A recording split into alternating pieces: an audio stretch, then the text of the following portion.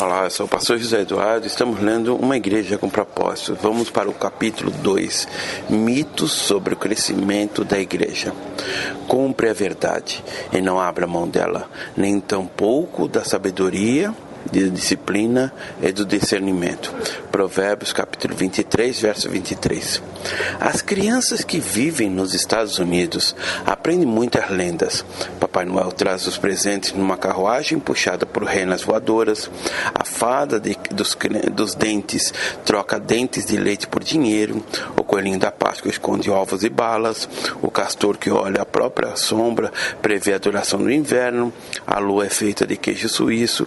Algumas dessas lendas são inofensivas, outras, porém, são bastante prejudiciais. Gosto das passagens bíblicas em que Jesus desafia as lendas ou a sabedoria popular da sua época. O Novo Testamento cita 20 vezes Jesus usando a frase: vocês ouviram o que foi dito, mas eu lhe digo.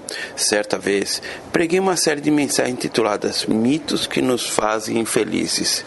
Somente quando basearmos nossas vidas na rocha fundamental da Palavra de Deus, conheceremos a verdade que nos libertará. Muitos mitos sobre crescimentos da igreja circulam entre pastores e líderes. Embora muitos ouçam falar da chamada mega igreja, não gosto dessa palavra, poucos são os que sabem o que realmente acontece dentro delas, e muitas suposições equivocadas acabam surgindo por inveja, por medo ou por ignorância. Se você realmente quer ver o crescimento de sua igreja, deve estar disposto a reavaliar os diversos mitos a respeito das igrejas grandes que experimentam o crescimento. Mito número 1. A única coisa que importa para as igrejas grandes é a frequência. A verdade é que se sua igreja não irá crescer, se for essa a sua única preocupação.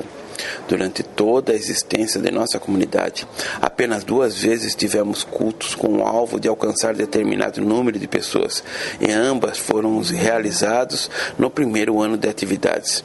Não priorizamos a frequência. Nossa meta é alcançar e integrar as pessoas que Deus nos envia. Campanhas para atrair as pessoas às igrejas com propagandas dirigidas podem funcionar uma vez, mas elas não retornarão se a igreja não lhes der o que prometeu.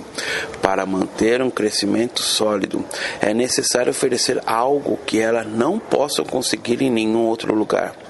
Se você prega a mensagem positiva e transformadora de boas novas de Cristo, seus membros estão animados pelo que Deus tem feito na igreja, e se você lhes proporcionar um culto em que podem trazer os amigos não cristãos sem se sentirem envergonhados, e se você tem um planejamento para formar, treinar e enviar aqueles que ganhou para Cristo, o número será o seu menor problema. As pessoas tendem a se congregar em igrejas que possuem essas qualidades. Esse fato é constatado em todo o mundo. O crescimento sadio e duradouro é multidimensional. Minha definição de crescimento genuína apresenta 5 aspectos.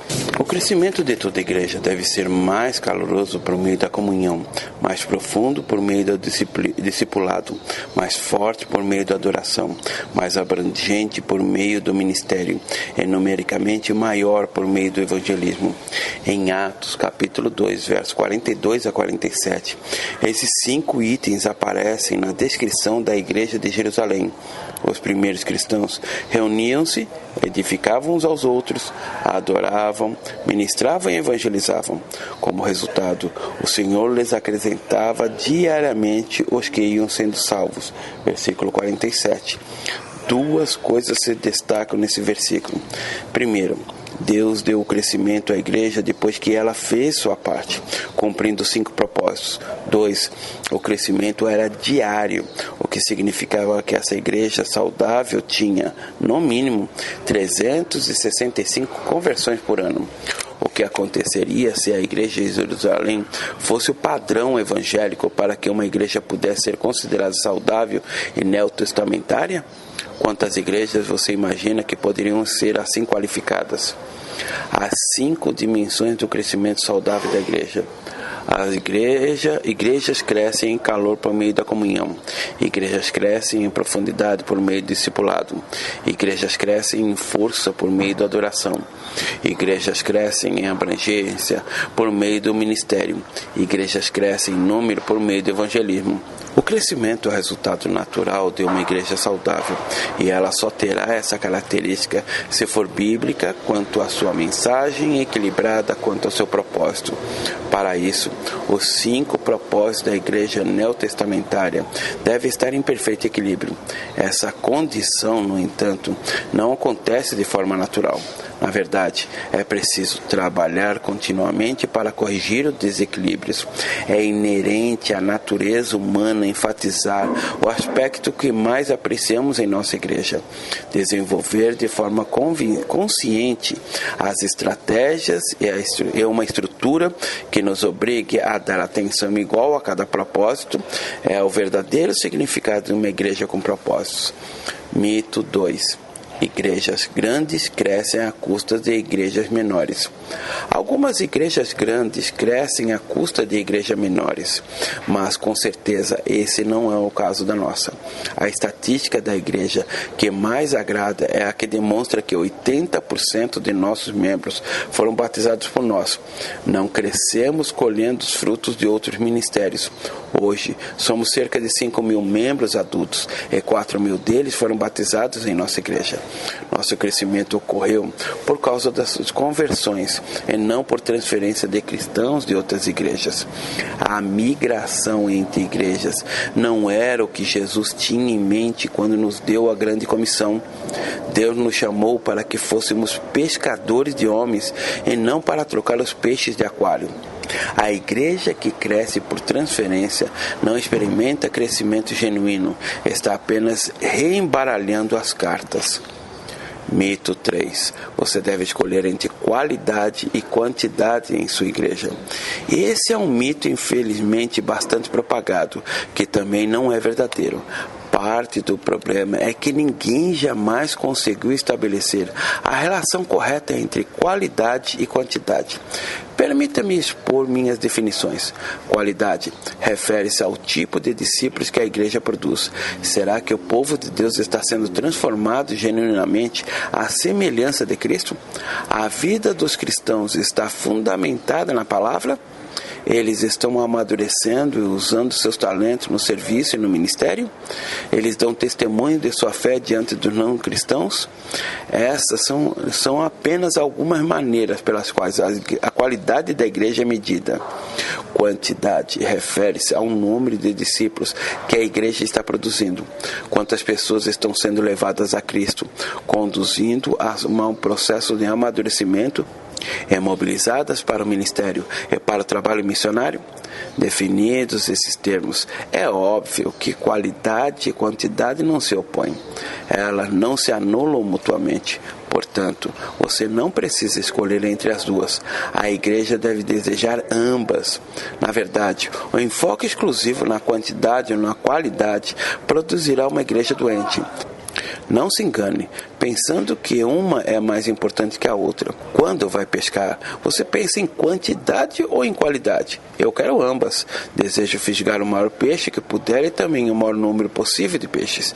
Toda igreja deve querer alcançar o maior número de pessoas para Cristo e também desejar que essas pessoas se tornem espiritualmente maduras. Um fato que muitos pastores insistem em ignorar é que qualidade produz quantidade. Uma igreja cheia de gente realmente transformada acaba atraindo mais gente. Se você observar as igrejas saudáveis, verá que, quando Deus encontra uma igreja eficiente em ganhar, amadurecer, equipar e enviar cristãos, Ele envia a essa igreja matéria-prima em abundância. Afinal, por que Ele enviaria tantas pessoas interessadas a uma igreja que não sabe o que fazer com ela? Na igreja em que as vidas são transformadas, casamentos são restaurados e o amor flui livremente, será preciso trancar as portas para evitar a afluência do povo. As pessoas são atraídas por igrejas que têm uma adoração de qualidade, boas mensagens, ministérios eficazes e comunhão. Qualidade atrai quantidade. Todo pastor deve fazer a difícil pergunta: se nossos membros nunca convidam ninguém para vir à igreja, que testemunho estão dando da qualidade do nosso trabalho? Também é verdade que quantidade cria qualidade em algumas áreas da vida da igreja. Por exemplo, quanto mais a igreja cresce, melhor se torna a música. Você prefere cantar com 11 pessoas ou com 1,1 mil pessoas? Você prefere fazer parte de um programa de adultos solteiros que participam 20 pessoas ou 200? Alguns justificam a falta de crescimento, afirmando que, quanto menor a igreja, maior qualidade ela tem. Essa forma de pensar é equivocada. Se a qualidade fosse inerente à pequenez, a igreja de maior qualidade teria apenas um membro. Acontece justamente o inverso. Passei a maior parte da minha vida, antes de ser pastor, em igrejas pequenas. Observei que a razão de muitas delas permanecem pequenas é a qualidade precária da sua vida e do seu ministério. Não há correlação entre tamanho e a qualidade de um ministério. O que aconteceria se nossos pais tivessem aplicado o mito da qualidade versus quantidade à paternidade?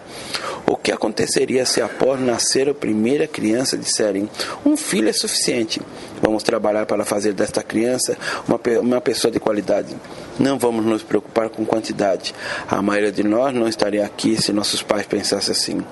A igreja que não tem interesse em aumentar o número de convertidos está, na verdade, dizendo ao resto do mundo: vocês podem ir para o inferno. Se meus 3 filhos estiverem perdidos em uma floresta, minha mulher e eu ficaremos obcecados em achá-los. Não pouparemos recursos para salvá-los e, quando achássemos um deles, não iríamos cessar a busca, satisfeitos em investir qualidade nesse filho. Continuaríamos procurando até encontrar os outros 2. No caso da igreja, enquanto houver pessoas perdidas no mundo, devemos nos importar com quantidade, sem descuidar da qualidade. Na Salt Black, contamos as pessoas porque as pessoas contam. O registro numérico diz respeito às pessoas pelas quais Jesus morreu. Sempre que alguém diz: você não pode medir o sucesso por números, minha resposta é: depende do que você está contando. Se você está contando casamentos salvos, vidas transformadas, pessoas restauradas, não cristãos que se tornam adoradores de Jesus, membros mobilizados para o ministério e dispostos a cumprir o plano de Deus em sua vida, os números são extremamente importantes. Eles têm um significado eterno. Mito 4. É necessário fazer concessões à mensagem e à missão da igreja para que ela cresça. Essa concepção popular sugere que os líderes das igrejas que crescem estão de alguma forma vendendo o evangelho para atingir seu objetivo. O pressuposto é o de que, para atrair pessoas, a igreja deve ser superficial e sem muita ênfase no compromisso. Muitos creem que a presença de muita gente indica uma mensagem de água com açúcar. É claro que algumas igrejas cresceram por meio de teologias falhas, compromisso superficial e artifícios seculares para atrair pessoas. Mas a presença de um grande grupo em uma igreja não significa que ela tenha necessariamente essas características. Enquanto algumas grandes igrejas fazem concessões à sua mensagem e missão, outras, como o Salt Black, são injustamente classificadas segundo essa categoria por terem crescido. Tal associação é muito infeliz. O ministério de Jesus atraiu grandes multidões. Por quê? Porque o Evangelho é uma boa notícia. Ele possui o poder de atração quando é claramente apresentado. Jesus disse: quando for levantado da terra, atrairei todos a mim. João capítulo 12, verso 32. Não apenas os adultos queriam estar ao redor de Jesus, mas também as crianças.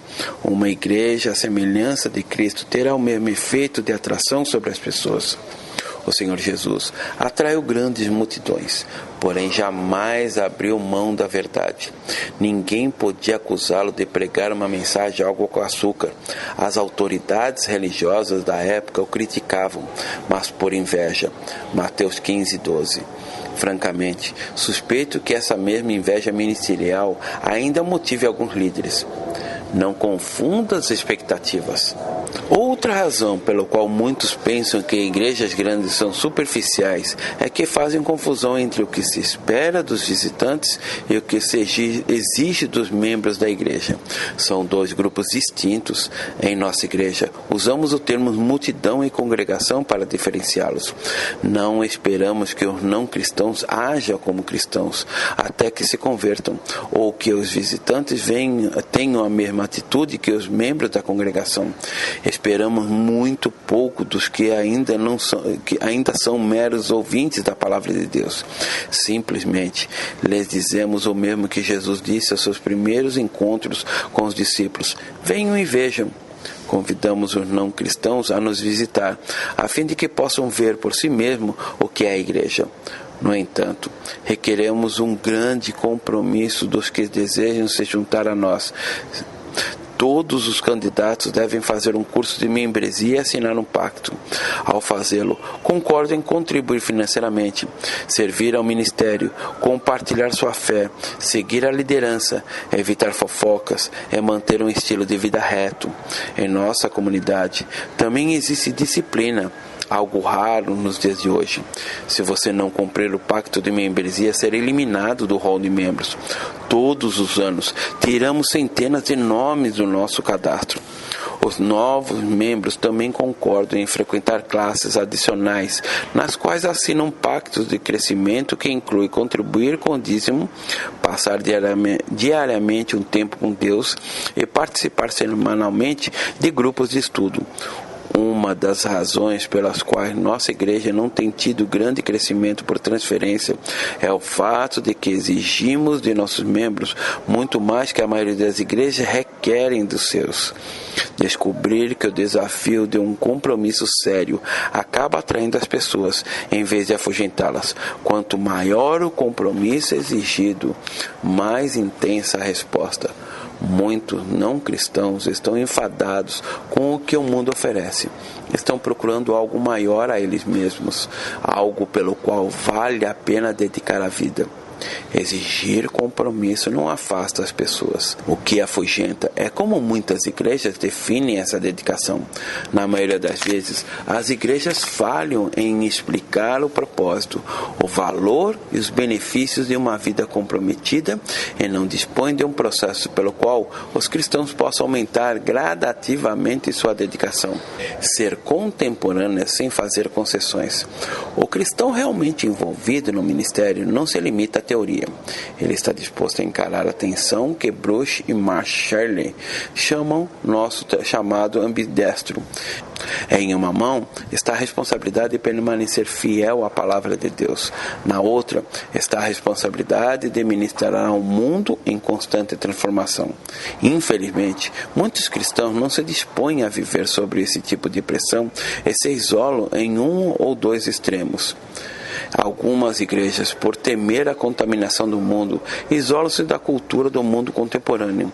Ainda que a maioria das igrejas não se isole tanto quanto os Amish, que se recusam até a andar de carro, muitas igrejas americanas acham que a década de 1950 foi a era dourada e estão determinadas a manter aquela época em suas igrejas. O que admiro nos Amishes é que, pelo menos, eles são honestos, pois admitem abertamente que escolheram preservar o estilo de vida do século XIX. Já as igrejas que tentam perpetuar a cultura dos anos de 1950 se contradizem ou tentam provar pela Bíblia que estão vivendo como cristãos do período neotestamentário. Há também as igrejas que, não querendo parecer irrelevantes, adotam infantilmente todas as novas tendências.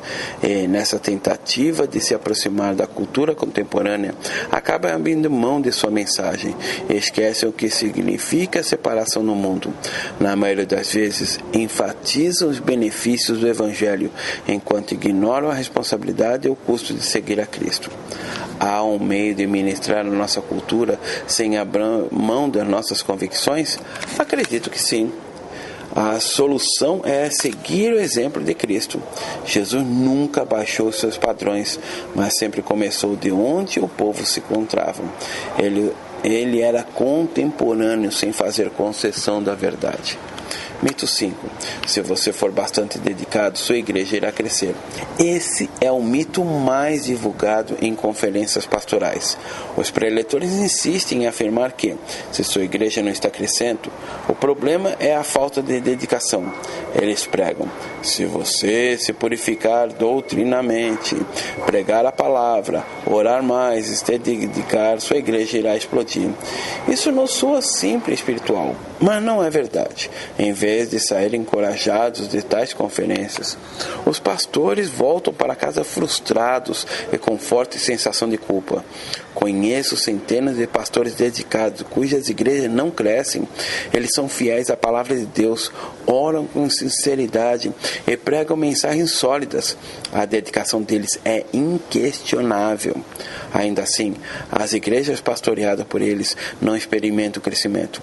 É um verdadeiro insulto dizer que isso ocorre por falta de dedicação. Poucas coisas me deixam mais irritado. Eles são homens bons e santos e servem a Deus de todo o coração. No entanto, é necessário mais que dedicação para levar a igreja ao crescimento. Devemos usar a habilidade. Um dos meus versículos favoritos é Eclesiastes 10:10. Se o machado está cego e sua lâmina não for afiada, é preciso golpear com mais força. Agir com sabedoria assegura o sucesso. Observe o que Deus diz de habilidade. Não apenas a dedicação garante o sucesso. Se tenho madeira para lenha, vou obter melhor resultado se antes afiar o machado. A questão é trabalhar bem e não arduamente. Reserve parte do tempo para aprender as habilidades necessárias ao ministério. Ao longo prazo, você irá economizar tempo e será mais bem-sucedido. Afie seu machado ministerial lendo livros, participando de conferências, escutando fitas ou CDs e observando os que trabalham bem. Afiar o machado jamais será desperdício de tempo. A habilidade traz o sucesso. Temos em nossa igreja vários pilotos que trabalham nas principais empresas aéreas. Eles dizem que, não importa quanto tempo tenha de voo, as empresas exigem que, 2 vezes ao ano, eles passem uma semana em treinamento, aprimorando suas habilidades. Quando lhes pergunto por que treinar com tanta frequência a resposta é: a vida de outras pessoas depende de nossa habilidade. Isso também vale para o ministério. Será que devemos ser menos cuidadosos em manter nossas habilidades atualizadas? Na Saddleback, oferecemos anualmente uma conferência de treinamento básico para líderes e pastores. Ainda que nossos companheiros sejam bastante conhecedores dos propósitos, das estratégias e da estrutura da igreja, exige que cada um deles participe das atividades. Todos nós precisamos ter as perspectivas renovadas e as habilidades aprimoradas regularmente. A razão pela qual o apóstolo Paulo era tão eficiente em implantar e desenvolver igrejas era a sua competência. Em 1 Coríntios capítulo 3, verso 10, ele admite: conforme a graça de Deus que me foi concedida, eu, como sábio construtor. Paulo era um especialista em edificar igrejas e não o fazia de maneira displicente. Não era somente dedicado, ele também sabia usar as ferramentas certas. Devemos também aprender a usá-las. Se tudo que temos é um martelo em nossa caixa de ferramentas ministerial, nossa tendência é tratar tudo como prego. A Bíblia também compara o ministério com a agricultura, outra área que exige habilidade. O agricultor pode ser dedicado e trabalhar bastante, mas também precisa saber usar os equipamentos apropriados. Se tentar colher milho com uma colheitadeira de trigo, certamente destruirá a colheita. Se colher tomate como se colhe algodão, acabará transformando a plantação em um extrato de tomate. O ministério bem-sucedido, assim como a igreja, precisa mais que dedicação e trabalho árduo. É necessário ter habilidade, saber o momento exato de agir e possuir as ferramentas certas. Muitas soluções simplistas para o crescimento saudável da igreja são defendidas em termos tão espirituais que fica difícil contestá-las sem parecer herege. Contudo, alguém precisa ousadamente explicar o óbvio. A oração por si só não faz a igreja crescer.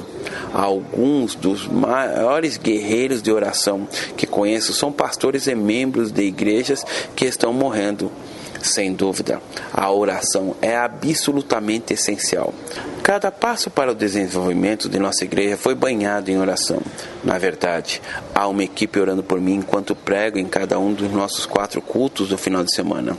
O ministério sem oração é um ministério sem poder, mas é necessário muito mais que oração para fazer a igreja crescer. É preciso de uma ação eficaz. Certa vez, Deus ordenou a Josué que parasse de orar a fim de resolver as causas do seu fracasso. Josué capítulo 7. Há tempo de orar e tempo de agir com responsabilidade.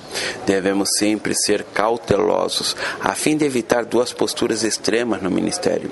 A primeira é assumir toda a responsabilidade pelo crescimento da igreja. A segunda é abdicar de qualquer responsabilidade. Sou profundamente agradecido a Joy Elias por identificar tais posturas e me ajudar a discernir sobre a questão de responsabilidade no ministério. Ele identifica a primeira como humanismo prático e a segunda como santa irresponsabilidade. Ambos os erros são fatais para a igreja. Antes de tudo, devemos evitar o erro de dizer para que levar uma igreja ao crescimento basta ter organização, administração e marketing. A igreja não é um negócio. Já conversei com pastores que agem como se a igreja fosse meramente humana, salvo umas poucas orações tapa-buracos. Depois de ouvir seus argumentos, eu me perguntava: onde está o Espírito Santo nisso tudo? Infelizmente, muitas igrejas escondem-se atrás da escola bíblica, de uma organização eficiente ou de um orçamento equilibrado. Nada de sobrenatural jamais acontece nelas, e poucas vidas são genuinamente transformadas. Todos os nossos planos, programas e procedimentos nada significam sem a unção de Deus. Em Salmos capítulo 127, verso 1, lemos: se não for o Senhor o construtor da casa, será inútil trabalhar na construção. Nenhuma igreja pode ser criada apenas por esforço humano. Não podemos nos esquecer do Senhor da igreja. Jesus afirmou: sobre esta pedra edificarei a minha igreja. Mateus capítulo 16, verso 18. Devemos evitar também o erro de pensar que não há nada que o ser humano possa fazer para que a igreja cresça. Isso é muito comum nos nossos dias de hoje. Alguns pastores acreditam que planejamento, organização, propaganda e esforço são atos arrogantes, anti-espirituais e até pecaminosos, e que a nossa única função é sentar e ficar observando enquanto Deus faz toda a obra. Você encontra muitos ensinamentos como esse em livros sobre reavivamento. No desejo sincero de enfatizar a obra de Deus, o esforço humano é visto como maligno. Essa forma de pensar produz cristãos passivos, que geralmente usam desculpas que soam espirituais para justificar a falta de crescimento da igreja. A Bíblia afirma claramente que Deus nos deu um papel crucial em relação à sua vontade nesse mundo. O crescimento da igreja é uma parceria entre Deus e os homens. Aí as igrejas crescem pela atuação do poder de Deus e por meio dos esforços de pessoas capazes. Ambos os elementos, o poder de Deus e o esforço humano, devem estar presentes. Não podemos fazer nada sem Deus, mas Ele decidiu não fazer nada sem nós. Deus utiliza-se de pessoas para alcançar seus propósitos. Paulo ilustra essa parceria ao dizer: eu plantei, Apolo regou, mas Deus é quem faz o crescer. Pois nós somos cooperadores de Deus. Vocês são lavoura de Deus e edifício de Deus. 1 Coríntios capítulo 3, versos 6 e 9. Deus fez sua parte depois que Paulo e Apolo fizeram dele. O Novo Testamento está cheio de analogias sobre crescimento de igreja. De onde extraímos nossos princípios? Plantando e cultivando o jardim de Deus. 1 Coríntios capítulo 3, versos 5 a 9. Edificando o edifício de Deus. 1 Coríntios capítulo 3, versos 10 a 13. Fazendo a colheita nos campos de Deus. Mateus capítulo 9, versos 37 e 38. Fazer crescer o corpo de Cristo. Romanos capítulo 12, verso 4 a 8. E Efésios capítulo 4, verso 16. Um exemplo do Antigo Testamento está no livro de Josué. Deus não agiu pelos israelitas quando ordenou que tomassem posse da terra. Ofereceu-lhes, em vez disso, uma parceria e um papel a desempenhar. Mas, devido ao medo e à passividade, os israelitas morreram no deserto. Enquanto esperamos que Deus trabalhe para nós, Ele espera trabalhar por meio de nós. Mito 6. Existe uma chave secreta para o crescimento da igreja. Crescimento de igreja é um assunto muito complexo. Geralmente, não é o resultado de um único fator. Se o pastor atribui o crescimento de sua igreja a apenas um motivo, está simplificando o que aconteceu ou talvez desconheça a verdadeira razão do crescimento. Em meus contatos com líderes de igreja que participam do treinamento de Salt Black, identifiquei alguns fatores básicos que minha equipe chama de regras de Rick para o crescimento. Primeiro, existe mais de uma maneira de fazer a igreja que cresça. Posso apontar igrejas que estão crescendo, mesmo usando estratégias opostas à nossa. Algumas igrejas crescem por causa da escola bíblica ou por meio de reuniões lares. Outras usam música contemporânea ou ainda música tradicional. Há igrejas em crescimento que sustentam um programa de visitação organizado, enquanto outras nunca tiveram tal programa. Segundo, são necessários todos os tipos de igreja para atingir todos os tipos de pessoas. Graças a Deus, não somos todos iguais. Deus ama a variedade. Se todas as igrejas fossem iguais, alcançaríamos somente um pequeno segmento do mundo. Na área musical, por exemplo, imagine os estilos de música necessários para alcançar os vários tipos de culturas. De vez em quando, ouço alguém dizer que todas as igrejas deveriam se reunir em uma só denominação, em que todos pensassem de maneira igual. Discordo totalmente. Creio que a diversidade é um benefício e não uma fraqueza. Deus utiliza as estratégias diferentes para alcançar grupos diferentes. Não estou falando de igrejas que desviam da verdade bíblica. A mensagem de Cristo não pode mudar nunca. Não confunda método com verdade. A mensagem não pode nunca ser alterada. Os métodos, porém, devem mudar de cada geração. Por fim, jamais devemos criticar o que Deus está abençoando, ainda que o estilo de ministério não nos deixe muito à vontade. É surpreendente a frequência com que Deus abençoa ideias dos quais discordo e métodos que não entendo. Assim, tomo a seguinte atitude: se vidas estão sendo transformadas pelo poder de Jesus Cristo, então gosto do que você está fazendo. Todos nós somos troféus da graça de Deus. Mito 7. Tudo que Deus espera de nós é fidelidade. Essa declaração é meia verdade. Deus espera de nós fidelidade e uma vida frutífera. Dar frutos é um tema essencial no Novo Testamento. Observe o seguinte: todos nós somos chamados por Cristo para dar frutos. Vocês não me escolheram, mas eu escolhi para irem e darem frutos, frutos que permaneçam. João capítulo 15, verso 16. Deus quer que nosso ministério produza frutos perenes. Ser frutífero é a forma pela qual glorificamos a Deus. Meu Pai é glorificado pelo fato de vocês darem muitos frutos, e assim serão meus discípulos. João capítulo 15, verso 8. O ministério infrutífero não traz glórias a Deus, mas o ministério frutífero é a prova de que somos verdadeiros discípulos de Cristo. Ser frutífero agrada a Deus. Não deixemos de orar por vocês, para que vocês vivam de maneira digna do Senhor e em tudo possam agradá-lo, frutificando em toda boa obra, crescendo no conhecimento de Deus. Colossenses capítulo 1, versos 9 e 10. Jesus reservou seu julgamento mais severo para a árvore infrutífera. Ele a amaldiçoou, por ela não dava frutos. Vendo uma figueira à beira do caminho, aproximou-se dela, mas nada encontrou, a não ser folhas. Então lhe disse: nunca mais dê frutos. Imediatamente a árvore secou. Mateus capítulo 21, verso 19. Jesus não fez isso para demonstrar o poder que possuía, mas para mostrar que Ele espera que produzamos frutos. Israel perdeu seu posto de nação privilegiada por não produzir frutos. Eu lhes digo que o reino de Deus será tirado de vocês e será dado a um povo que dê os frutos do reino. Mateus capítulo 21, verso 43. O mesmo princípio pode ser aplicado às igrejas.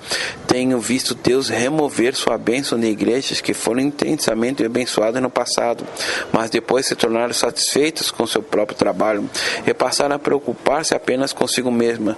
Como consequência, deixaram de dar frutos. O que é dar frutos? A palavra fruto e suas variantes aparece 55 vezes no Novo Testamento com referência a uma variedade de resultados. Cada um dos exemplos seguidos é considerado por Deus um fruto. Arrependimento, Mateus capítulo 3, verso 8, Lucas capítulo 13, versos 5 a 9. Prática da verdade, Mateus capítulo 7, versos 16 a 21 e Colossenses 1, 10. Orações respondidas, João capítulo 15, versos 7 e 8. Oferta em dinheiro, Romanos capítulo 15, 28. Caráter cristão e conquista de almas para Cristo, Romanos 1, 13. Paulo declara o motivo por que desejava pregar em Roma. Meu propósito é colher alguns frutos que vocês, assim como tenho colhido entre os demais gentios. Romanos capítulo 1, verso 13. O fruto do cristão é outro cristão. Considerando a grande comissão de que Jesus incumbiu a igreja, creio que a definição de dar frutos deve incluir o crescimento por meio de conversão de almas. Paulo referia-se aos primeiros convertidos de determinado lugar como o primeiro fruto da Acaia. 1 Coríntios capítulo 16, verso 15. A Bíblia identifica claramente o crescimento numérico com fruto. Jesus enfatizou a verdade de que Deus espera que sua igreja cresça. Paulo fazia ligação entre a produção de frutos e o crescimento da igreja. Por todo o mundo esse evangelho vai frutificando e crescendo, como também ocorre entre vocês, desde o dia em que ouviram e entenderam a graça de Deus em toda a verdade. Colossenses capítulo 1, verso 16. Sua igreja está produzindo fruto e crescendo? Você está vendo novos convertidos sendo adicionados à congregação? Deus quer que sua igreja seja fiel, mas também frutífera. Uma qualidade sem a outra é como um avião com apenas uma asa. Resultados numéricos não são uma justificação para serem fiel à mensagem, mas também não podemos usar uma fidelidade para nos desculpar por sermos ineficazes. As igrejas que têm pouco ou nenhuma conversão costumam justificar sua ineficácia com a seguinte declaração: Deus não nos chamou para sermos bem-sucedidos, Ele chamou-nos para sermos fiéis. Discordo totalmente, uma vez que a Bíblia é clara em afirmar que Deus espera de nós tanto o sucesso como a fidelidade. O que importa é como você define o termo sucesso e fidelidade. Defino como sucesso o cumprimento da grande comissão. Jesus deu uma tarefa à igreja, sobre a qual seremos bem-sucedidos ou não. Para essa definição, toda a igreja deve desejar ser bem-sucedida. Qual a alternativa? O oposto de ser bem-sucedido não é ser fiel, e sim falhar. A igreja que não obedece à grande comissão está falhando em cumprir seu propósito, não importa o que faça. O que é fidelidade? Costumamos defini-la em termos de fé ou crença. Se nos firmamos em crenças ortodoxas, estaremos cumprindo o mandamento de ser fiel, autodenominando-nos defensores da fé. Mas Jesus quis dizer muito mais que aderir determinadas crenças quando usou essa palavra. Para ele, fidelidade relacionava-se a comportamento, uma disposição para sermos frutíferos. Temos um exemplo muito claro disso na parábola do talento, Mateus capítulo 25, verso 14 a 30. Os 2 homens que duplicaram seus talentos foram chamados servos bons e fiéis pelo seu mestre. Em outras palavras, provavam sua fidelidade por terem enfrentado riscos que produziram frutos. Foram bem-sucedidos na tarefa que lhes fora dada e recompensados pelo seu mestre. O servo passivo e medroso, que nada fez com seu talento, não produziu resultados para seu mestre, porque não quis arriscar. Foi chamado mau e negligente, em contraste com outros 2, que foram chamados fiéis por terem produzido os resultados. A moral da história é clara. Deus espera ver resultados. Nossa fidelidade é demonstrada por meio de nossos frutos. A fidelidade é alcançada quando utilizamos ao máximo os talentos que Deus nos deu. É por isso que comparar igrejas é uma forma ilegítima de medir o sucesso. Sucesso não é uma igreja se tornar maior que a outra, é sim produzir o maior número de frutos por meio dos seus dons, oportunidades e potenciais.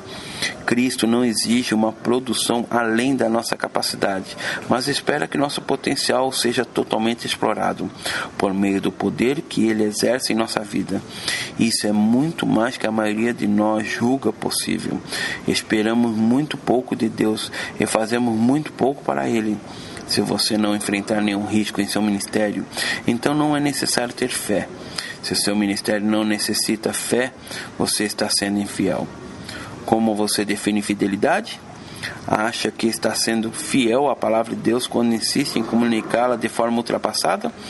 Pensa que está sendo fiel quando exerce o ministério de forma que lhe seja confortável, ainda que não produza frutos? Imagina que está sendo fiel a Cristo quando valoriza mais as tradições humanas que a missão de alcançar almas para Ele? Insisto, quando a igreja resiste em abandonar métodos que não funcionam, ela está sendo infiel a Cristo. Infelizmente, muitas igrejas de hoje são inteiramente ortodoxas em suas crenças, mas são infiéis a Cristo porque se recusam a modificar programas, métodos, estilos de adoração, prédios e até mesmo a localização de seus templos para alcançar um mundo perdido para Cristo. Vance Havner costumava dizer: uma igreja pode ser doutrinariamente tão reta quanto o cano de uma arma e ainda assim ser espiritualmente vazia. Devemos estar dispostos a dizer, sem reserva, ao nosso Senhor e Salvador: faremos o que for necessário para alcançar o mundo para ti. Mito 8. Não há o que aprender das igrejas grandes. O crescimento de Saddleback é um ato soberano de Deus que não pode ser duplicado. Mesmo assim, devemos extrair lições e os princípios que são transferíveis. Ignorar o que Deus tem ensinado à nossa igreja seria ignorar nossa mordomia. Lembre-se, hoje, o que aprendemos do Senhor das experiências com Ele. Deuteronômio capítulo 11, verso 2, tradução livre. Nenhuma igreja tem a obrigação de reinventar a roda. Sempre que vejo um programa funcionando bem em alguma igreja, tento extrair o princípio de que está por trás dele e aplicá-lo em nossa comunidade. Por isso, estamos sendo beneficiados pelo estudo de outros modelos contemporâneos e históricos. Sou muito agradecido aos exemplos que me auxiliaram. Há muito tempo, aprendi que não tenho de ser o criador de algo que funcione. Deus não nos chamou para sermos originais em tudo que realizamos. Ele nos chamou para sermos eficientes, para reduzir o risco de copiar coisas erradas. Procure identificar o que é transferível de Saddleback e o que não é. O que você não pode copiar. Em primeiro lugar, você não poderá transferir nosso contexto. Cada igreja opera em um ambiente cultural único. Nossa comunidade está localizada no meio de uma agitada área nobre do sul da Califórnia, cheia de jovens casais com um alto grau de instrução. Não é como Peoria ou Illinois, Molechoy, no Texas, ou mesmo Los Angeles, na Califórnia. Cada lugar é único. Implantar um clone da Saddleback num ambiente diferente é uma fórmula condenada ao fracasso. Apesar dessa clara advertência, muitos tentaram e agora perguntam por que não deu certo. Em segundo lugar, você não conseguirá reproduzir nossa equipe. Deus usa pessoas para realizar sua obra. A liderança de um programa é sempre mais importante que o programa em si. Passei 15 anos construindo um time que é mais eficiente que qualquer um de nós isoladamente. Como indivíduos, somos pessoas bastante comuns. Quando estamos juntos, porém, de alguma forma, a combinação dos nossos dons, personalidades e histórias cria uma poderosa sinergia que intriga especialistas em administração e nos permite realizar tarefas impressionantes. Em terceiro lugar, você não pode ser igual a mim. E ninguém em juízo perfeito gostaria de ter minhas fraquezas. Somente eu posso ser eu, e só você pode ser você. Deus determinou que fôssemos assim. Quando você for para o céu, Deus não lhe irá dizer: por que você não foi mais parecido com Rick Warren, ou Jerry Falwell, ou Bill Hybels, ou John MacArthur? Deus provavelmente dirá: porque você não foi mais parecido com você mesmo. Deus fez você para ser você mesmo. Ele quer usar seus dons, seu amor, suas habilidades naturais, sua personalidade e suas experiências para impressionar parte do mundo. Todos nós somos originais. Infelizmente, muitos se tornam cópia de outra pessoa. Você não pode fazer uma igreja crescer tentando ser outra. O que você pode aprender? Em primeiro lugar, você pode aprender os princípios. Como diz o dito, métodos são muitos, princípios são poucos. Métodos sempre mudam, mas não os princípios. Se um princípio é bíblico, creio que ele é universal, funciona bem em qualquer lugar. É sábio aprender e aplicar os princípios divinos, observando como Deus está trabalhando ao redor do mundo. Você não pode fazer uma igreja crescer tentando ser outra pessoa, mas pode fazer com que ela cresça usando os princípios que alguém descobriu, depois de filtrá-los por meio de sua personalidade e do seu contexto. Nunca me interessei em produzir clone de Saddleback. Essa é a razão pela qual prefiro um nome local para a nossa igreja, em vez de um título genérico que possa ser copiado. A não ser que você more em uma comunidade, o nome Saddleback não fará sentido para você. Nenhuma das 25 igrejas que começamos conosco ministraram exatamente como a de Saddleback. Eu as encorajo a filtrar o que aprenderam conosco e a se adequarem em contextos em que são inseridas. Deus tem um ministério perfeito por encomenda para cada comunidade. Sua igreja tem uma impressão digital única, concedida por Deus. No entanto, você pode inspirar-se em outros modelos sem se tornar um clone. Aprendemos melhor e mais rápido observando os outros exemplos. Na verdade, a maior parte do que aprendemos na vida é por meio de observação. Nunca tenha vergonha de usar um modelo. Isso é sinal de inteligência. Em Provérbios capítulo 18, verso 15, lemos: o coração do que tem discernimento adquire conhecimento. Os ouvidos do sábio saem à sua procura. Na verdade, ele está sempre aberto a novas experiências. Paulo não tinha medo de aplicar modelos conhecidos às igrejas que iniciou. Ele disse à igreja de Tessalônica: vocês se tornaram nossos imitadores do Senhor, assim tornaram-se um modelo para todos os crentes que estão em Macedônia e na Caia. 1 Tessalonicenses capítulo 1, versos 6 e 7. Essa é a oração que faço por sua igreja. Espero que você possa aprender com a de Saddleback e então se torne um modelo para as outras igrejas. Nossa comunidade não é, de forma alguma, uma igreja perfeita, mas é saudável, assim como seus filhos nunca foram perfeitos, mas são saudáveis. Ela não precisa ser perfeita para se tornar um modelo.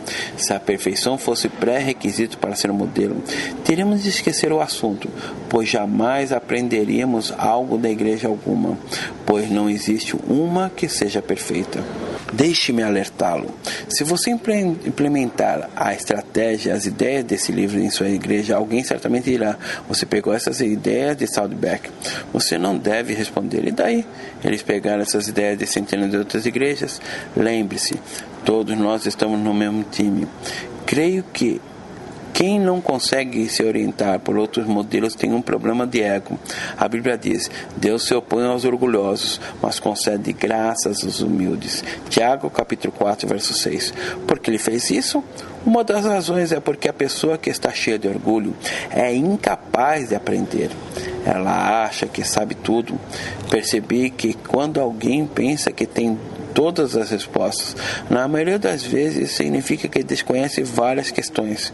Minha meta é aprender ao máximo com o maior número possível de pessoas. Tento aprender com pessoas que me criticam, discordam de mim e até mesmo com meus inimigos. Em segundo lugar, você pode aprender num processo. Esse livro discorre sobre processos e não sobre programas. Ele oferece um sistema para o desenvolvimento de sua igreja e para o equilíbrio dos seus propósitos. Tenho observado a estratégia da igreja de Saddleback para convencer pessoas a trabalharem sobre as duras demandas de uma igreja que cresce rapidamente. Estou confiante de que o processo dirigido por propósitos pode funcionar em igrejas com taxa de crescimento mais razoável. Agora, percebemos que esse processo produz cristãos fortes e frutíferos em milhares de igrejas de pequenos e médio porte. Não é uma estratégia exclusiva das megas igrejas. As pessoas esquecem-se de que uma igreja um dia foi pequena. Crescemos usando um processo dirigido por propósitos. Muitos líderes de igrejas me disseram: depois que lhe expliquei como agimos, qualquer um pode fazer isso. Então respondo: essa é a questão. Igrejas saudáveis são alicerçadas em processos e não em personalidades. Em terceiro lugar, você pode aprender alguns métodos. Nenhum deles foi feito para durar eternamente ou para funcionar de qualquer lugar, mas isso não lhe tira o mérito. Atualmente, os métodos de crescimento de igreja não desfrutam de boa reputação. Em alguns círculos, são considerados não espirituais e até mesmo carnais. Isso ocorre porque alguns entusiastas do crescimento têm enfatizado o método e negligenciado a sã doutrina e a obra do Espírito Santo. Por isso, alguns se tornam extremistas, recusando-se a adotar qualquer tipo de método. Toda igreja utiliza algum tipo de metodologia, intencionalmente ou não. A questão não é decidir se a igreja irá ou não utilizar métodos. O problema é quais métodos utilizar e se eles são bíblicos e eficazes. Métodos são expressões de princípios. Há muitas formas de expressar princípios bíblicos em culturas diferentes. O livro de Atos tem muitos exemplos de como os primeiros cristãos usavam métodos diversos em diferentes situações. Quando estudamos as igrejas de hoje, fica óbvio que Deus usa os mais diversos meios e tem abençoado alguns mais que outros. Fica evidente também que alguns métodos que funcionam no passado já perderam a eficácia. Felizmente, um dos pontos mais fortes do cristianismo é a capacidade de modificar métodos quando confrontados com novas culturas e novos tempos. A história ilustra claramente a contínua criação de novos odres. Deus concede à sua igreja novas estratégias para alcançar cada nova geração. Em Eclesiastes, capítulo 3, verso 6, lemos: há tempo de guardar e tempo de jogar fora. Esse versículo pode ser aplicado à metodologia. A cada geração, a igreja deve decidir quais os métodos devem ser mantidos e quais devem ser descartados. Você provavelmente não irá gostar de algumas estratégias que adotamos em Saddleback. Tudo bem, não espero isso, porque também nem todas as coisas que estamos fazendo são do meu agrado. Leia esse livro como se estivesse comendo um peixe. Aproveite a carne e jogue fora a espinha. Adote e adapte o que puder. Uma das mais importantes qualidades da liderança é saber distinguir o que é essencial do que não é. O método deve estar sempre subjugado à mensagem. Quando você ler um livro sobre saúde ou crescimento da igreja, não se deixe confundir com o que é fundamental e quanto é secundário. Questões fundamentais. Quem é nosso mestre? Qual é a nossa mensagem? Qual as nossas motivações? Questões secundárias. Qual é o nosso mercado? Quais os nossos modelos? Quais são os nossos métodos? Albert Einstein lamentava o que para ele era uma das grandes fraquezas do século XX, a tendência de confundir os meios com os fins. Para uma igreja, isso é especialmente perigoso. Não devemos nos apaixonar por nossos métodos ao ponto de perder de vista nossa missão e esquecer nossa mensagem. Infelizmente, muitas igrejas operam com conceitos errôneos e acreditam nos mitos que identifiquem nesse capítulo. Esses fatores impedem que se tornem igrejas saudáveis, que cresçam e que explorem todo o seu potencial. As igrejas necessitam da verdade para crescer. As seitas podem crescer sem verdade, mas igrejas não. Paulo afirma que a igreja é a coluna e o fundamento da verdade. 1 Timóteo, capítulo 3, verso 15. Na segunda parte do livro, veremos como construir o alicerce da verdade, no qual Deus edifica a sua igreja. Bom, esse foi o capítulo 2. da parte 1, do qual estamos lendo. Você pode acompanhar no nosso blog o texto, os comentários e tudo mais no WhatsApp, no aplicativo WhatsApp. Estamos discutindo os assuntos de cada capítulo em cada semana, e que você possa participar do nosso WhatsApp. Visite o nosso blog, uma igreja com propósito, csf.blogspot.com.br, e que Deus continue te abençoando.